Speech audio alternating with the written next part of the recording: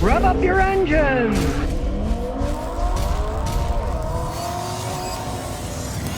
Alex says, Scotty, will Lucas kill the Toyota Ethanol transmission, or any foreign transmissions in that regard? It's not a good practice to use the thick Lucas in a Japanese transmission. They're not made. They're made for thin oils. They're not made for thick oils. You say any foreign transmission, man, there's a lot of transmissions that use a lot of different fluids. Like some of these German ones use fluid that costs like $50 a quart. That's a special configuration. You'd never want to add it to one of those. I find basically the Lucas, when I use it, I put them in older American cars, and it can work wonders. For the foreign cars, I generally don't use it. Unless somebody's got a really bad one that's really working like crap, and it's like, what the heck, give it a try.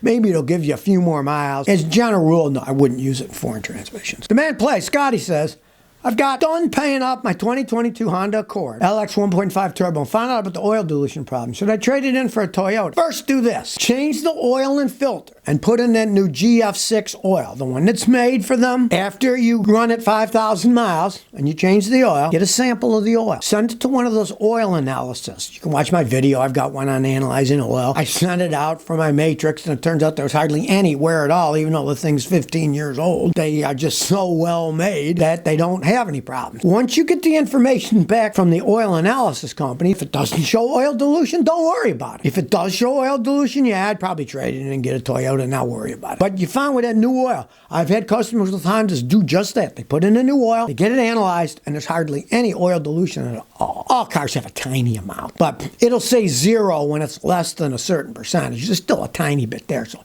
if there's hardly any at all, no, then I wouldn't. I'd keep it. Fishout says, I got a Mitsubishi Magna V6. I smell oil from the exhaust. 1, make sure it's oil. Smelling oil is kind of hard. Stick your finger in there. If it's all greasy, yeah, it's throwing oil. It's burning oil out the exhaust, right? Change the PCV valve. Now, if that doesn't fix it, then you're pretty much screwed, because it is a Mitsubishi. Over the years, Mitsubishis are notorious for burning oil because over the ages, Mitsubishi has used crappy piston rings.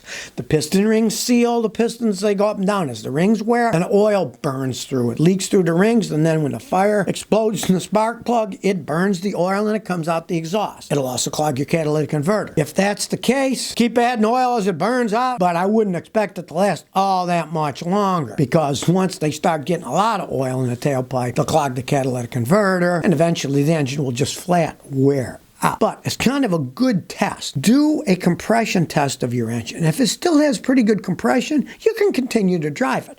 But let's say it's got really low compression, that'll tell you, hey, it's almost worn out. Just drive it till it drops or get rid of it then. But you can do a compression test easily. Captain Sensible 39 says, Scotty, please help. My starter's been going out every 3 months. What can cause this problem? I'm losing my mind. There's generally 3 things that can do that. 1, you could be buying cheap starters. If you go to like AutoZone and buy the lowest price starter they have, those are kind of junky. And if they keep breaking, well, that's because they're junky starters. If your flywheel is worn inside your engine, the starter, when you turn it on, starter gears hit the flywheel. If the flywheel gears are worn, every 3 months, they can wear the gear out in your new starter and destroy it. Look, when you pull the next starter out, when it goes bad, look at the gear on your starter. If it's all worn, you're going to need a flywheel, right? Now, the other thing is check the wiring, because if you have corroded wires, loose wires going to the starter, it overheats the starter, and then it will burn the starter out fast. Those are the 3 main things, so check all of those. And don't buy the cheapest starter you can. That's the big mistake. They rebuild them like crap when they're really cheap. James South says, Scotty, anyone you recommend me to turn to when you step down? I don't plan on stepping down anytime soon. I'm having too much fun. There aren't that many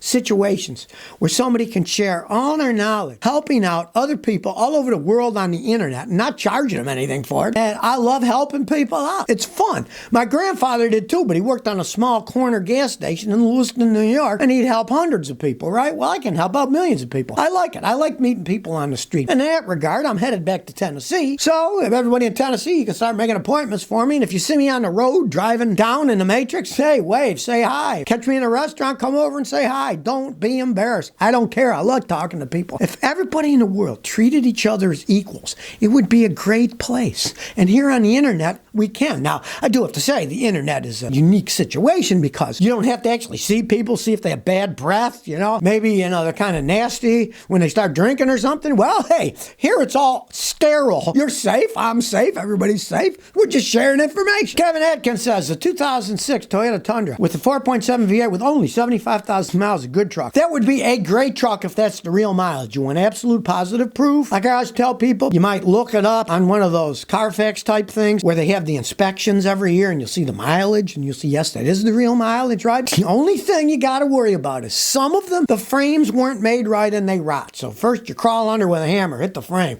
If it crunches, the frame's rotten, don't buy it. Only a few of them are that way. But they are great trucks with that mileage. Hey, snap it up if the frame's not rotten and if the mileage is real. One too many, he said. Hey, that's a good name. I got an '08 Nissan Altima with a push start. I changed the valve cover, disconnected the battery tone. Now the job's completed. I can't start the car. First, make sure you have the connectors on nice and tight and clean. If there's dirt on your cable and you put it on, it won't connect enough, right? Some of these things, when you disconnect them, the burglar alarm system will go berserk. Here's kind of a thing you can do is disconnect the battery again for 4 or 5 minutes. Then put the key in the ignition, put it in an on position. Of course, nothing will happen because the battery's disconnected. But then connect the battery. And a lot of times, that'll let you bypass the stuff system because it knows the keys in the car and it'll let you start. If not, if you have a remote, turn the alarm on and off and on and off. Cycle it so it'll turn the alarm off because it could have tripped the alarm. Some of them have to be reset like that. Now, if you got a German car, some of those deliberately are made that way and you have to pay a guy like me with a fancy scan tool for them, like a Mercedes, where we got to put them on and we got to reset it so it will start because a lot of them won't start when you replace the battery. Peter Griffin says, can you use ethanol gas for a Toyota Camry LE 2005? Well, you can, it would run, but I don't advise it. The ethanol gas, you're talking about E85. It's 85% alcohol, 15% gasoline. Alcohol is relatively corrosive. It would corrode the fuel pump, the fuel lines, and the fuel injectors. And the worst thing is, being 85% alcohol, alcohol does what with water? It absorbs water, right? So if you got any water in the gas tank of that 05 Camry, I had a guy do that years ago in Houston, but he did it with a Ford. They just opened up one of these E85 ethanol things. This was decades ago. He got 2 blocks and his car died. He towed it to my house and we emptied the gas out. He worked for Shell Oil, so he brought 20 of these big containers and we filled them up. And as we started emptying out, the first one was 80% water. The next one was like 70% water. All that water had come out of the underground tanks, mixed with the water in his tank, and then killed his car. So, no, you don't want to use it only on cars that are made for running on anything. The modern American cars, there's quite a few of the flex fuel. If it says flex fuel, it can. That means it can run on anything from 10% ethanol to 85% ethanol. But if it's not that, no, don't use it. If you were stuck in the middle of nowhere, that's the only thing you get, it might go okay for a little while, but don't make a practice of it. Hush Tube Call Carney says, is it mandatory to change rims when you buy new winter tires? You don't have to, but then every time you put your winter tires on, you got to take your tires taken off of your car, the winter tires, snow tires mounted on your rims, balanced and put back on, and that costs a lot of money.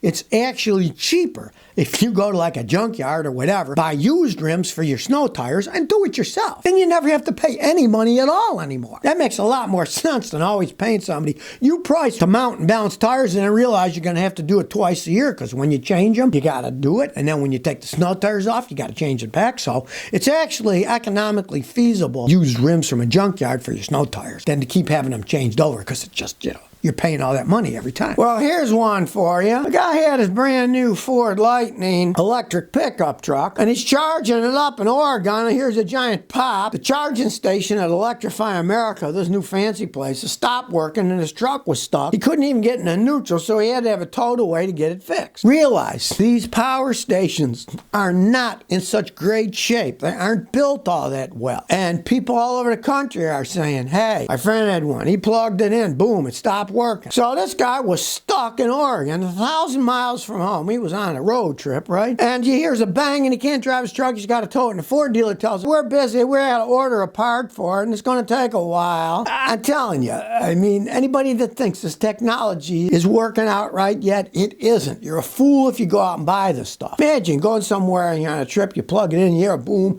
then you're stuck. And then the Ford dealer tells you, it's going to be weeks before we can fix the stupid thing. And of course, He didn't even know when it's going to be fixed because they said, well, the 12-volt battery, they also have 12-volt battery. 12-volt battery is shot, and we got to replace that first before we can check anything else.